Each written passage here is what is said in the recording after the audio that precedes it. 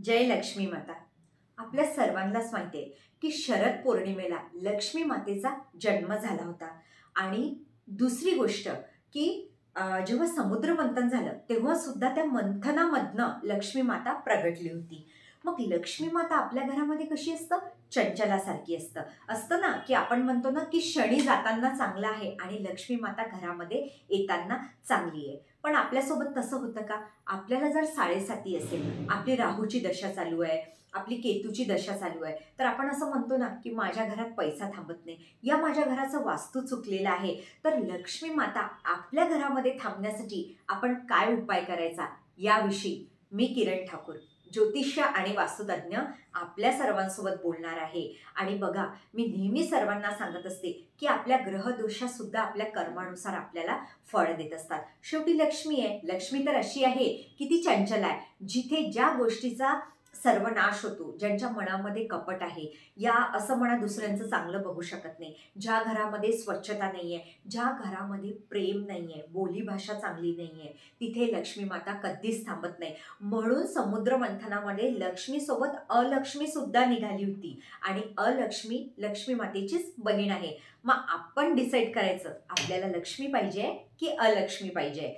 आणि सर्वात आधी खूप जण नेहमी मला विचारतात की घरामध्ये बसलेली लक्ष्मी असावी की उभी? उभी लक्ष्मी फक्त ऑफिसला, जिथे तुमचं घराच्या बाहेर काम आहे तिथे उभी लक्ष्मी। पण आपल्या घरामध्ये कधीही सुंदर अशी कमळावर बसलेली लक्ष्मी असावी आणि कळस असावा आणि तिच्या हातामधनं पैसे पडत आहे अशा प्रकारे, आणि होत असेल तर लाल वस्त्रामधलीच लक्ष्मी असावी। तर मी आजच्या व्हिडिओमध्ये आपल्या सर्वांना सांगणार आहे आपल्या घरामध्ये स्थिर लक्ष्मी कशी राहणार, आपल्याला लक्ष्मी माता कशी प्रगट होणार, धनधान्याने आपलं घर कसं भरेल।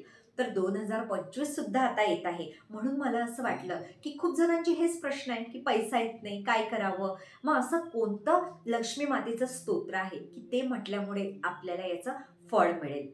तर मी आज श्री सूक्त विषयी बोलणार आहे। श्री म्हणजे लक्ष्मी आणि सूक्त म्हणजे तिचं सुंदर असं वर्णन केलेलं। असं म्हणतात ना, तुमच्याकडे एक्झाम्पल, मी कोणाकडे वास्तू करायला गेली आणि समोरच्याने माझी आवभगत केली नाही, माझ्याशी नीट व्यवस्थित बोलले नाही, मी खुश होणार का? नाही। माझ्या मनाला तर वाटेल ना, अरे समोरचं मला लाईक कोणी करतच नाहीये। मग तशाच प्रकारे तुम्ही कोणाची जेव्हा म्हणता ना तारीफ करता, या समोरच्याची तुम्ही वाह जेव्हा करता, तर समोरचा म्हणतो ना, अरे वा किती चांगलं आहे, माझ्याबद्दल खूप चांगलं हे बोलत आहे, तुमच्यात प्रेम निर्माण होत आहे आणि समोरच्याच्या मनामध्ये पण। तशाच प्रकारे श्री सूक्तमध्ये लक्ष्मी मातेचं सुंदर असं वर्णन केलेलं आहे। ज्या घरामध्ये श्री सूक्तचा पाठ होतो तिथे साक्षात लक्ष्मी माता येते। आपल्याला दर पौर्णिमेला आपल्या घरामध्ये सुरू असते ना, पौर्णिमा जेव्हा सुरू असतं त्याच्यामध्ये हा उपाय करायचा आहे। तुम्ही संध्याकाळी करू शकता या सकाळी करू शकता। आपल्याला आपल्या घरामध्ये मोबाईलवरती श्री सूक्त लावायचं आहे। श्रीयंत्र असेल, श्रीयंत्र घ्यायचं, एका पातेल्यामध्ये दूध आणि पाणी मिक्स करायचं, गुलाबाच्या पाकळ्या टाकायच्या आणि लगातार श्री सूक्त होईपर्यंत श्रीयंत्राचा अभिषेक करायचा आहे। लगातार तुम्ही ते श्री सूक्त ऐकत जा, ठीक आहे? ते झाल्यानंतर परत श्री सूक्त लावायचं आहे आणि त्याच यंत्रावरती कुंकुमार्चन करायचं आहे। या बोटांनी 3, हे 2 मधली बोट आणि ही बोट, कुंकुमार्चन करायचं आहे। आणि तुम्ही मनामध्ये पण ओम महालक्ष्मी नमः, ओम महालक्ष्मी नमः म्हणू शकता। आणि व्हाईट कलरचा प्रसाद, तुपाचा दिवा, आणि होत असेल तर तुम्ही लाल वस्त्र धारण करा।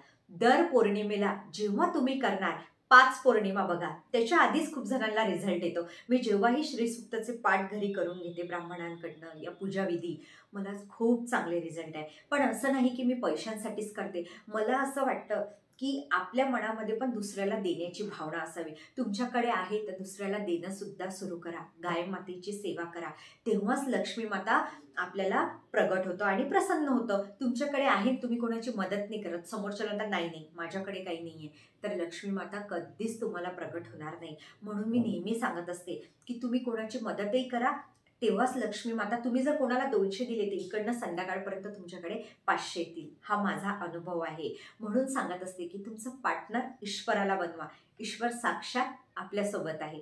जय लक्ष्मी माता।